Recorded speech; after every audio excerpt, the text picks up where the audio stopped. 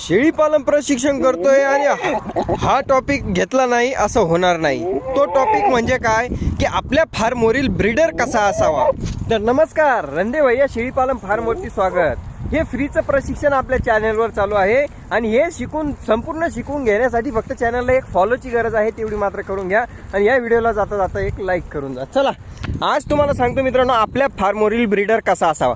एक गोष्ट नेहमी ध्यानात ठेवा ती म्हणजे काय, जातीला जात असलेली कधीही चांगली। म्हणजे काय, तुमच्याकडे जर गावरान शेळ्या असल्या आणि तुमच्याकडे उंच वंशावळीतील त्याच क्वालिटीचा गावरान ब्रीडर जर असेल तर जबरदस्त पिल्लं पडतात। शेळ्यांना वेण्याला तकलीफ होत नाही, पिल्लं देण्याला तकलीफ होत नाही।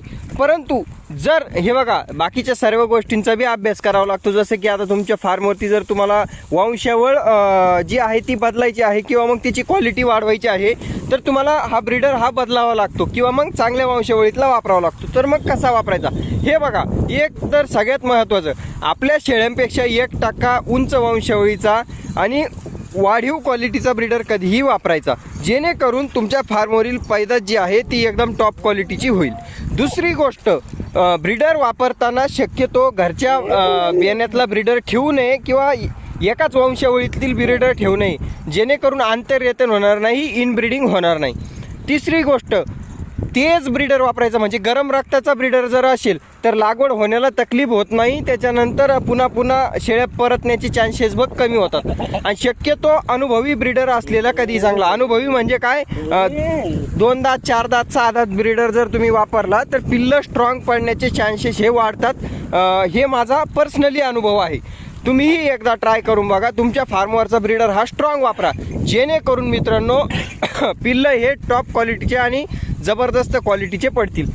आपल्या फार्मवरील ब्रीडर मित्रांनो तुम्हाला कसा वाटला कमेंट करून नक्की सांगा। ब्रीडर म्हणजे अजून कोणकोणते गुण पाहिजे तेही मी तुम्हाला सांगतो। हे बघा, उंच माथ्याचा ब्रीडर असावा, लांब पल्ल्याचा ब्रीडर असावा। आता बघू शकता आपल्या शेळ्या ह्या ऑलरेडीच उंच पूर्ण भरमसाठ आहेत, पण त्यांच्यापेक्षाही ब्रीडर हा उंच वंशावळीचा आहे।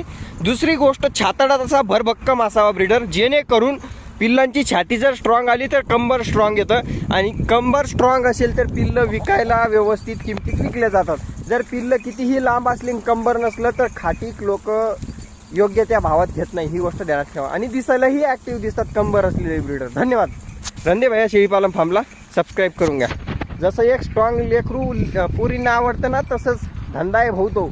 चांगला ब्रीडर वापरला तर पिल्लंही चांगली होतात। Love you all, bye bye. रंदे भैया शेळीपालन फार्मला सबस्क्राईब फॉलो करून घ्या। Bye bye. बघा,